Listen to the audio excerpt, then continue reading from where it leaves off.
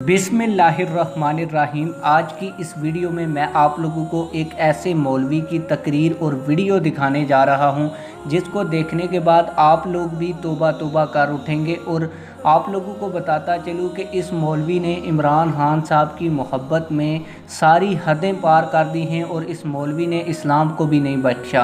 पहले मैं आप लोगों को छोटा सा इस वीडियो का तारुफ करवा दूं, फिर मैं आप लोगों को वीडियो भी दिखाता हूं। इस वीडियो में ये मौलवी साहब कह रहे हैं कि जो लोग नमाज़ें रोज़े पढ़ रहे हैं, अगर वो इमरान खान साहब का साथ नहीं दे रहे तो उनके नमाज़ें रोज़े कबूल नहीं होंगे। मैं इन मौलवी साहब से पूछना ये चाहता हूँ कि ये कौन सी हदीस में और कुरान पाक की कौन सी आयत में लिखा है कि जो लोग इमरान खान साहब को सपोर्ट नहीं करेंगे उनकी ना नमाज कबूल होगी, ना रोज़ा कबूल होगा, ना कबूल होगी।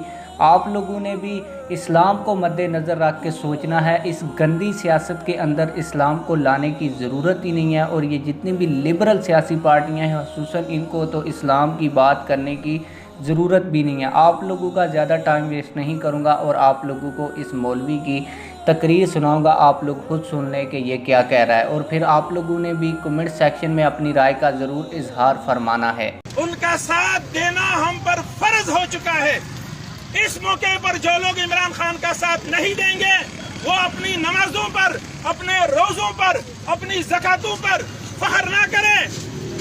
उनकी नमाजें, रोज़े और ज़कात कबूल ही नहीं है।